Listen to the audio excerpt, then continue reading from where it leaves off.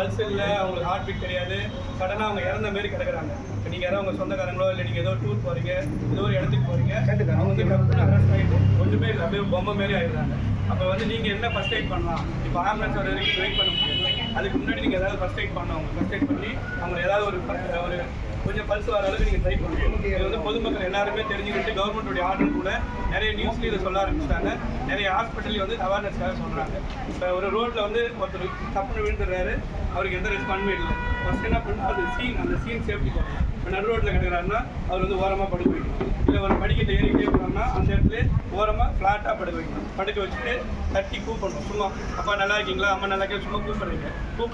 கூப்பிடும்போது அவருக்கு எந்த ரெஸ்பாண்டுமே இல்லை, அசைவே இல்லை அப்படின்னு இருக்காங்க அப்படின்னா நீங்கள் இந்த நெஞ்சு பகுதி வயிறு பகுதி சும்மா இப்படி பார்த்தா போதும். எல்லாமே 2 செகண்ட், நம்ம நேரம் பார்க்கக்கூடாது.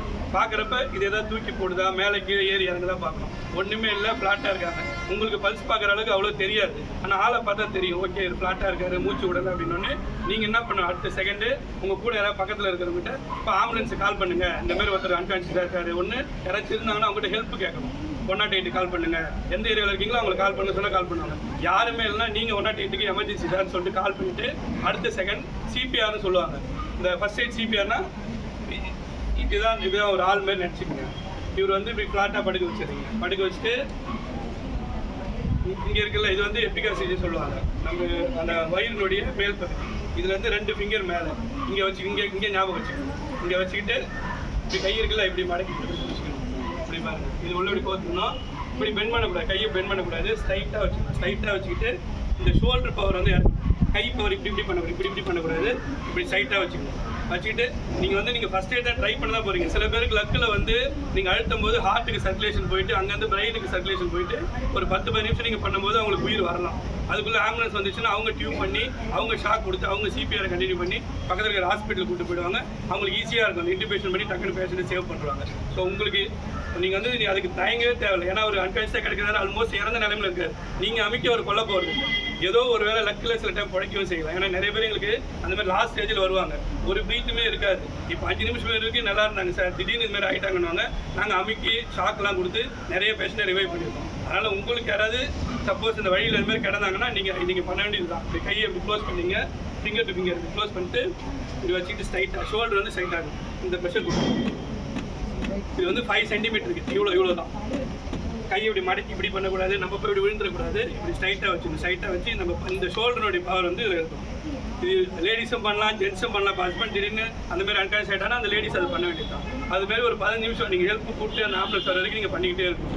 ஒரு வேளை லக்கு இருந்து நம்ம கொடுக்குற இந்த அழுத்தை வந்து என்ன பண்ணணும்னா ஹார்ட்டுக்கு சர்க்குலேஷன் போகும், அங்கேருந்து பிரெயினுக்கு சர்க்குலேஷன் போகும். அந்த பேஷண்ட்டுக்கு கொஞ்சம் உயிர் வச்சுக்கிட்டே இருக்கும். ஆனால் அவங்க இறந்த நிலைமையில் இருக்க மாதிரி தான் தெரியும். ஆனால் உள்ள இருக்கிற சர்க்குலேஷன்னால அவங்களுக்கு கொஞ்சம் உயிர் இருந்துகிட்டே இருக்கும். ஆம்புலன்ஸ் வந்துட்டாங்கன்னாக்கா அதுலேருந்து அவங்க டேக் ஓவர் பண்ணிக்குவாங்க. ஸோ இது ஒரு ஃபஸ்ட்டு, இது ஒரு மெத்தட். ஓரளவுக்கு புரிஞ்சால் கூட போதும். ஒன்றும் இல்லை, இந்த இடத்துல கை வச்சு இங்கே தான் இங்கே வச்சுக்கிட்டு நல்லா இப்படி வச்சுக்கிட்டு இந்த பவர் கொடுக்கும். இந்த ஃபிங்கர் பவர் இல்லாத இந்த பவர் கொடுத்து ஷோல்டர் ஸ்ட்ரைட்டாக வச்சுட்டு அழுத்தணும். அந்த மாதிரி 100 தடவை நீங்கள் அழுத்திக்கிட்டே இருக்கலாம். முன்னாடி வந்து அழுத்துறது 30 தடவை அழுத்துவாங்க, வாய் வழியாக ஒரு தடவை காற்று கொடுப்பாங்க முன்னாடி. இப்போ நிறைய பேருக்கு அந்த இன்ஃபெக்ஷன் நிறைய பேருக்கு இருக்கிறதுனால அந்த மவுத் டு மவுத் ரெஸ்பிரேஷன் எடுத்துட்டு நீங்கள் 100 தடவை கம்ப்ரெஷன் பண்ணாலே இப்போ 1 நிமிஷத்துக்கு 100 தடவை சும்மா மைண்டில் ஞாபகம் வச்சுட்டு நீங்கள் மட்டும் அழுத்திக்கிட்டே இருக்கலாம். அவ்வளோதான், இதே ப்ரெஷர் தான். அதை வந்து ஃப்ளாட்டாக இருக்கும். எங்கே போட்டாலும் பேஷண்ட் ஃப்ளாட்டாக இருக்கும். உட்கார வச்சு நம்ம இப்படி எடுத்துனா இறங்காது. இப்போ நிறைய பேர் என்ன பண்ணாங்க, ஆட்டோவிலே கூப்பிட்டு வருவாங்க, இப்படி வச்சு சும்மா அழுத்திக்கிட்டே வருவாங்க ஆட்டோவில் வச்சு. அது ஒரு பவருமே இறங்காது. பேஷண்ட்டை ஃப்ளாட்டாக போட்டு அங்கே வச்சு அழுத்திக்கிட்டே வரும். அழுத்தினா சில வேலை லக்கு இருந்தால் ஒரு 2% பேஷண்ட்டுக்கு உயிர் வரதுக்கு வாய்ப்பு அதிகம். ஸோ அதனால் இது ஒன்று கற்றுருங்க. இன்னொன்று வந்து இந்த நிறைய பேர் வந்து முந்திரி பருப்பு, திராட்சை அதெல்லாம் போட்டு நிறைய நியூஸில் கேள்விப்பட்டு போன வாரம் கூட ஒரு குழந்தை வந்து முந்திரி பருப்பு வாயில் போட்டு த்ரோட்டில் அடிச்சுக்கிட்டு இறந்து போச்சு. அதுக்கெல்லாம் வந்து ஹாஸ்பிட்டலுக்கு போகிற அளவுக்கு நேரம் கிடைக்காது.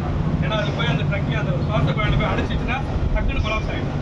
அடுத்த 2 நிமிஷம் கொலாப்ஸ் ஆகிடும். அந்த டைமில் நீங்கள் எதாவது ட்ரை பண்ணி தான் ஆகும். அப்போ நீங்கள் போய் வாயில் கை விட்டு அதை எடுக்கிறேன் அப்படின்னா ட்ரை பண்ணக்கூடாது. ஏன்னா அது வெளியில் கூட இருக்கும். நீங்கள் வாயில் கை விடும் போது அது உள்ளே விடும். அதுமாதிரி ட்ரை பண்ணக்கூடாது. அந்த பாப்பா கான்ஷியஸாக இருக்கா அப்படின்னு பார்ப்போம். கான்ஷியஸ்னால் பேச ட்ரை பண்ணுதா, இரும்பு ட்ரை பண்ணுதா அப்படின்னு பார்ப்போம். ஒருவேளை இரும்பு ட்ரை பண்ணுறா நம்ம நல்லா இரும்பு அப்படின்னு சொல்லணும். இரும்புனாலே சில டைம் இந்த வெளியில் வந்து விழுது. அப்படி இரும்பில் பேஷண்ட் வந்து ஒரு மாதிரி ப்ளவுசி ஆகுது, கண்ணெல்லாம் மேலே நினைக்குது. ரொம்ப சிக்கான பேசினால முகமே கலர் மாறிட்டு நீல கலரில் மாறிடுது. இப்போ போன வாரம் அந்த முந்திரி பருப்பு சாப்பிட்ட குழந்தை வந்து முகம் வந்து நீல கலராக மாறிடுச்சு.